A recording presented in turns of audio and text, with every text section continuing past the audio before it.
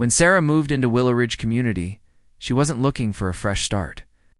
She was just trying to hold on to what was left. Her husband Mark had passed away only 6 months before, and the quiet home they once dreamed of together now felt like an empty shell. The garden they had planted together, sunflowers, lavender, and roses, had become her sanctuary. Every morning she'd tend to it barefoot, the same way Mark used to. Neighbors would wave gently.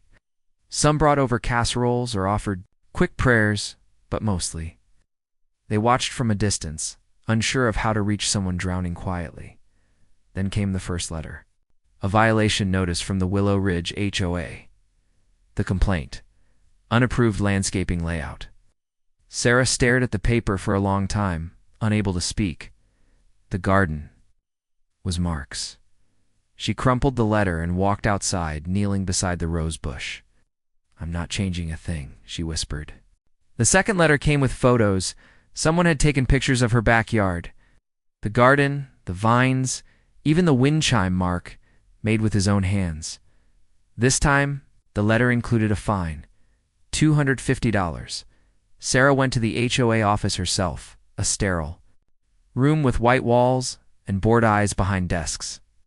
She asked to speak with someone, anyone, about the letters. The woman at the desk looked her up and down, sighed, and handed her a complaint form. "If you have concerns," she said flatly, "fill this out and wait for the next meeting." No one there asked about Mark. No one cared. Sarah left without speaking.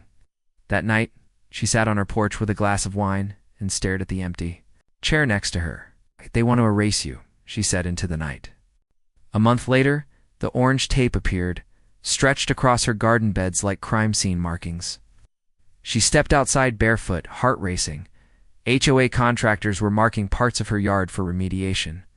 A neighbor tried to intervene, but was warned to stay out of association affairs.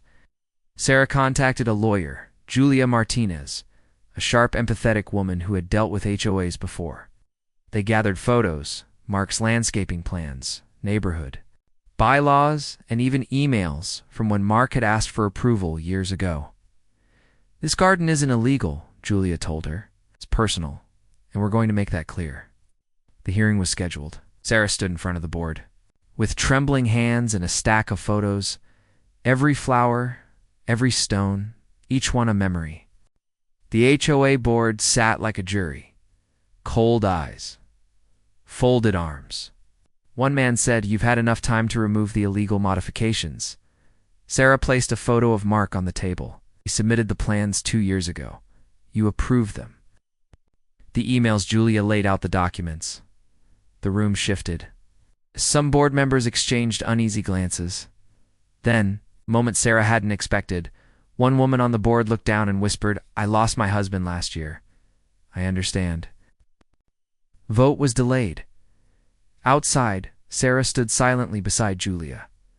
"You shook them," Julia said. "That's the first step." 2 weeks later, the HOA dropped all charges. Garden stayed. No fines. No removals. But something more important happened. Neighbors began stopping by more often. One brought tea. Another offered to help with trimming. The woman on the board, who had spoken up, she came by one morning with a bouquet and sat with Sarah on the porch. That summer, Michael's garden became a name whispered kindly by the neighbors. People waved more. Mark was gone, yes. But his garden had rooted something else, something defiant, and something quietly beautiful.